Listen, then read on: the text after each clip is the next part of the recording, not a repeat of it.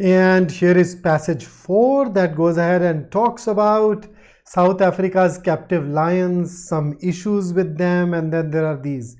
There is this research conducted that goes on to debunk one of the things floated, and then they talk about something called genetic drift, and thereafter the decision of the government to shut down the country's captive lion industry as it was damaging South Africa's image as a conservation friendly tourist destination. And then there are these discussions about the people who are affected and the fact that these lions cannot really be reintroduced to the wild. So let's dive into the questions. Which of the following best sums up the researcher's argument? See, I read these all and I realized that actually we needed to work through elimination. Okay, so there are times when you read them and you very clearly see that selection helps, but that was not the case. So let's see. While inbreeding among captive lions was a factor, it was not as widespread as had been anticipated. Is this right? Let me take you through what was given in the passage. So let's read this carefully. This is an important word for us. So the genotype, so let's simplify it. The genes of the lions who were captive and the genes of lions who are wild are comparable, which basically means that there is no inbreeding. But after, however, you notice some were close. If they keep this up, there can be inbreeding, right? So going by that, when you say while inbreeding among captive lions was a factor, it was not as widespread. It was not even a factor yet. Okay, inbreeding among captive lions is not a factor, right? And critics of the captive lion industry got it wrong. Okay, let's keep this in running.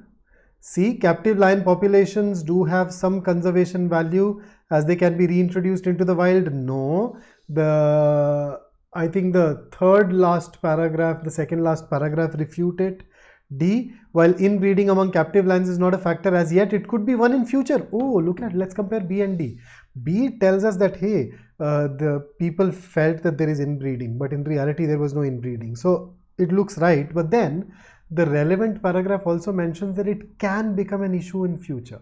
So that makes D a better answer choice than B, and therefore let's choose that.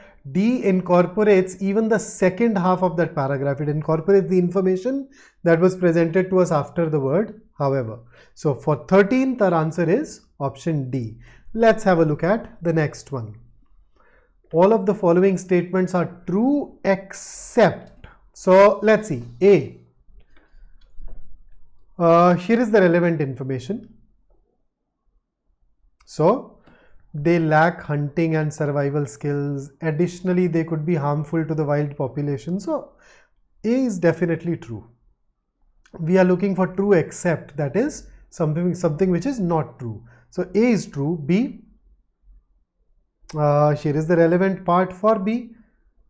Animal advocates are also concerned that these lions could be inbred as a result of poorly managed inexpert breeding programs. So it means that if you are running poorly managed inexpert breeding programs, right? So inexpert is amateurish essentially, then this is a possibility. So even B is true. C, critics would have supported the release of captive lions into the wild had there been no inbreeding. Not at all. Refer to the information that is given in option A. This information goes beyond inbreeding. So even if there was no inbreeding, and we know that there is no inbreeding, they'd still oppose it, and therefore this is false. D, here is the relevant part for you. The study also identified signs of genetic drift, and this is the part I want you to look at. Farmers sometimes justify their existence by saying they are preserving the genetics, but in reality there is this drift which is happening. Okay, that is not the case. So D is also true. We can say that these captive lion farmers, their claim is erroneous. So A, B and D are true. C on the other hand is false and should therefore be our answer to this particular question. Let's get into our next question. The author feels that the discussion over whether or not lion farms should remain is... Okay, so here is the relevant part first up. We know that the debate was a polarized one. So A says it is puerile. Puerile is childish, puerile is idiotic. So this is not something that is justified. Moreover, since lions are very much native to the region, can also be used to rule it out. That's completely beyond the point. All the lions are native. It is just that some are being grown in captivity. B says contentious. C says intensely divided. Both of these are right. D says unanimously in favor, but we know that it was polarized, so this is wrong. So answer has to be B or C. Which one is better? So B says that both the sides have valid arguments. C says both have arguments. So do we know that the arguments presented by both the sides are valid? They've presented arguments, yes, but are they valid? In fact, in some of the cases, their arguments have even been refuted by data. Therefore, to say that both the sides are presenting valid arguments will be stretching it. So B can be ruled out because it uses valid, and C gives you everything else except for the fact that it is not terming those arguments valid necessarily. And that is why we should go ahead and choose option C for question number 15. And here comes the 16th and the last question of the passage, which talks about the central point. So this is one of those questions where I went through all the answer choices and I was not happy. I thought I can write a better main idea. But then in a question, our job is to go ahead and choose the best one. So let us use the elimination. Okay, so best one as in best among the options. So although lion farms are a big multi-million industry, they are basically unethical and should be shut down. Issue of ethics and morality has not been brought into the discussion at all. So this goes beyond the scope of the passage. Okay, B, although critics have been proven incorrect in claiming the day is not far when they will be. This fact is true, but it is narrow. It talks about basically just a couple of paragraphs. C, there are valid arguments made by proponents of lion farms to maintain this industry. They have made arguments, but we cannot call them valid. In fact, some of the things that they've said, that these can be reintroduced to the wild, those things have actually been disproven. So valid is again a problem. We used that in the previous question too. So C is also out of the equation. D, out of the contention, out of the running.